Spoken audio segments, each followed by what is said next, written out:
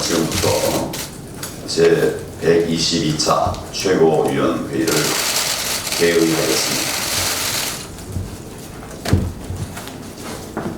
어제 우리 당은 국민을 부자로 만들 경제정책 대안인 민두론을 발표한 바가 있습니다. 문재인 정권의 실패한 국가주도 경제 정책을 폐기하고 개인과 기업이 주도하는 자유시장 경제 체제로 우리 경제의 체질을 대전환하는 것이 민부론입니다. 민부경제, 민간주도 경쟁력 강화, 자유로운 노동시장 구축, 맞춤형 생산적 복지로 대전환해서 우리 국민들이 다시 뛰도록 만들겠다는 계획입니다.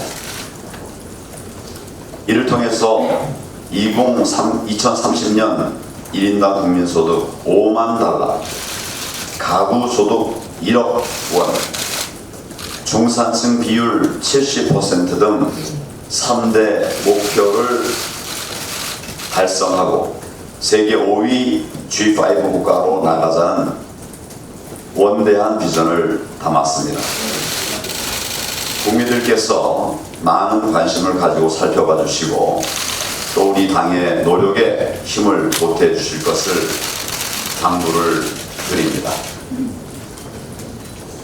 지난 금요일 통계청에서 공식 경기 진단을 내놓았습니다.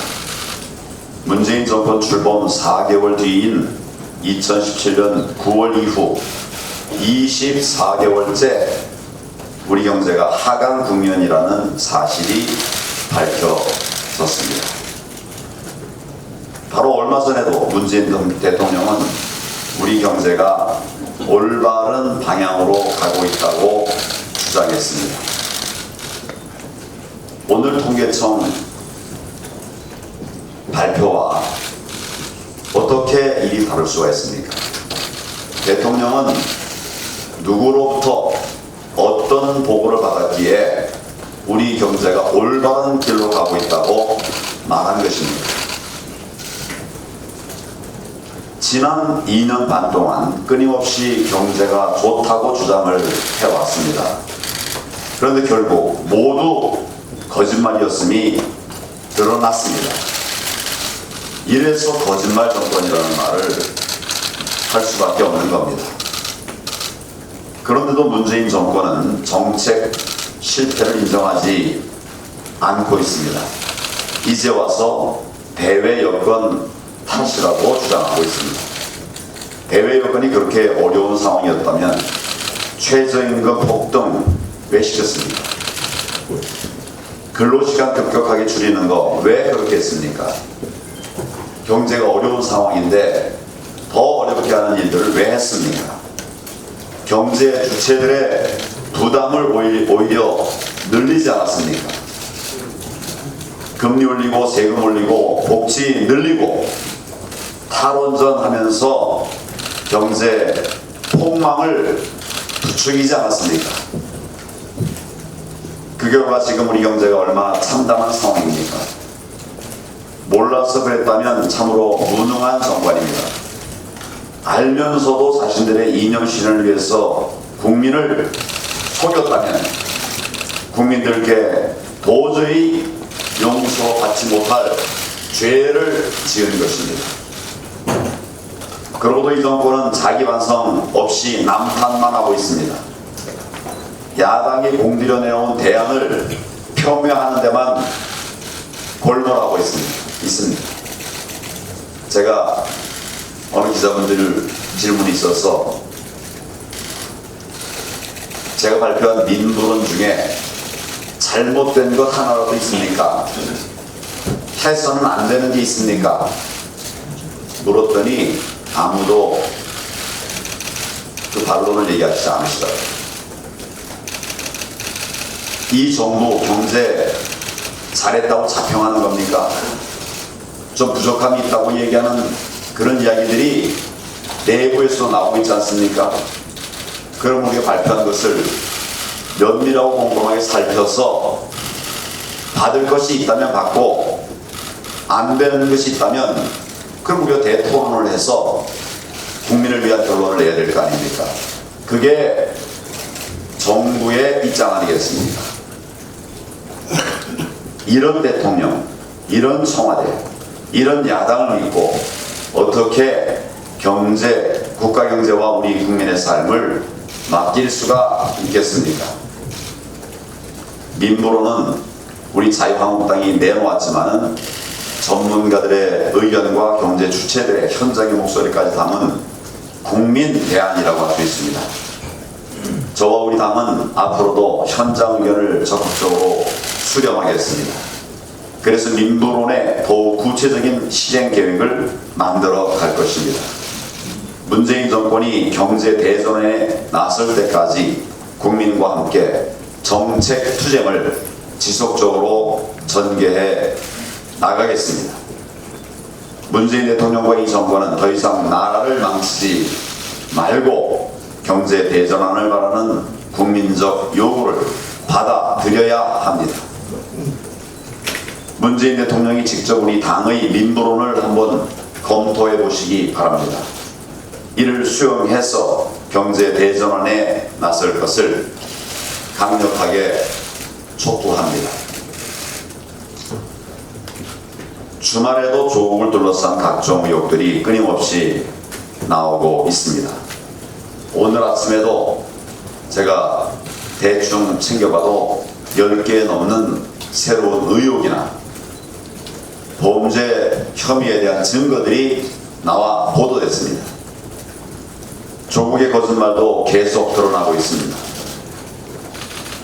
조국 가족펀드 관련 의혹은 점점 확대되어 가면서 전형적인 권력형 비리, 권력형 게이트로 밝혀져 가고 있습니다. 청문회에 내놓았던 펀드 운영 보고서도 장관 임명 직후 급조했습니다. 3차례나 수정을 해서 블라인드 펀드 내용을 넣었다는 사실이 밝혀졌습니다. 아버지 건설 회사와는 관계가 없다고 주장을 하더니 회사의 이사로 등재되어 있다는 새로운 사실도 밝혀졌습니다.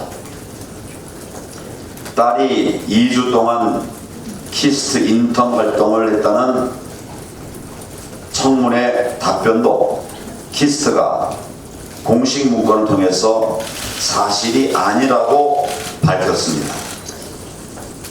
조국의 거짓말 리스트가 얼마나 더 길어질지 정말 예측하기 어려운 상황입니다. 그래 놓고 조국은 검사와의 대화를 강행하고 있습니다. 피의자 신분입니다. 피의자 신분의 범법자가 피의자를 수사해야 하는 검사들을 불러다 놓고 대화를 할 자격이 있습니까? 노무현 대통령이 검사와의 대화를 했습니다. 그때 피의자 아니었습니다. 피의자 신분이 된 조국 검사들과의 대화라니 그 대화가 뭐가 되겠습니까? 결국 검사와 수사팀에 대한 압박이 되지 않겠습니까? 정말 이것부터가 수사 외압이고 수사 방해 아닙니까? 현장의 검사들이 어떤 심정으로 그 자리에 나왔겠습니까? 오죽하면 검사들이 단체 사진 촬영까지 거부했겠습니까? 조국이 도저히 물러설 의지가 없는 만큼 이제 문재인 대통령이 결단해야 합니다. 현재까지 드러난 각종 혐의들만으로도 조국 부부는 구속을 면하기 어려운 상황입니다. 이미 조국을 둘러싼 국민의 분노와 국가적 혼란이 임계점을 넘어섰습니다. 친문 세력들의 여론 조작과 비이성적 행태들로 국론 분열도 갈수록 심각해지고 있습니다. 이제라도 문재인 대통령 조국을 파면하고 검찰에서 공정한 수사를 할 수 있도록 맡기는 것이 옳은 일입니다. 문재인 대통령이 직접 실패한 인사를 국민 앞에 사죄하고 잘못을 바로 잡을 것을 또다시 강력하게 촉구합니다. 어제 문재인 대통령이 유엔 총회와 한미 정상회담을 위해서 미국 방문 길에 올랐습니다. 이번 한미 정상회담은 제가 지난주에도 강조했듯이 북핵 폐기에 대한 한미의 공동 의지를 확인하고 무너진 한미 동맹을 복원하는 계기가 되어야 할 것입니다. 문재인 대통령이 이러한 확고한 원칙을 반드시 견지해 줄 것을 국민의 이름으로 요구합니다. 최근 미 북한 북핵 폐기 협상에 대해서 트럼프 대통령이 새로운 방식을 언급하고 북한이 이에 대해서 맞장구를 치기도 했습니다. 그렇지만 여전히 대다수 미국 정부 인사들은 FFED 방식을 강조하고 있고 또 북한의 사이버 해킹 실태를 폭로하는 등 대북 제재 조치를 지속하겠다는 의지를 표명하고 있습니다. 트럼프 대통령 역시 새로운 방식에 대해서 매우 강력한 공격일지도 모른다 이렇게 말하면서 일방적 유화 조치는 취하지 않을 것임을 밝혔습니다.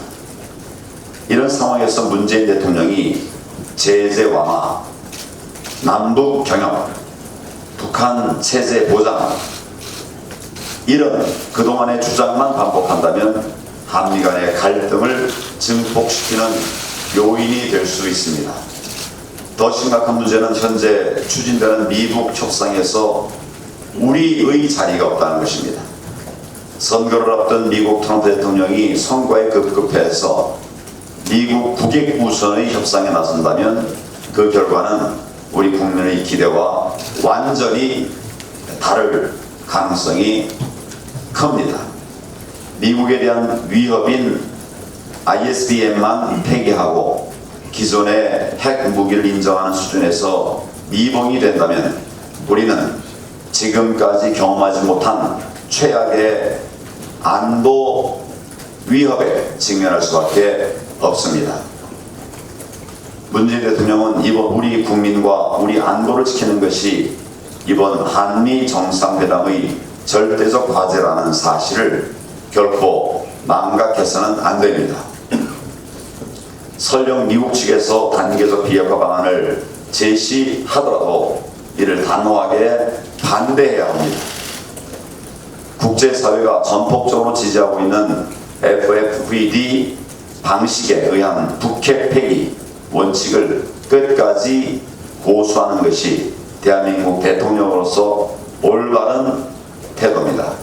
국민들께서 엄중한 시선으로 지켜보고 있음을 명심하고 대한민국 국익과 대한민국의 국민의 안전 최우선으로 해서 한미 정상회담에 나설 것을 촉구합니다.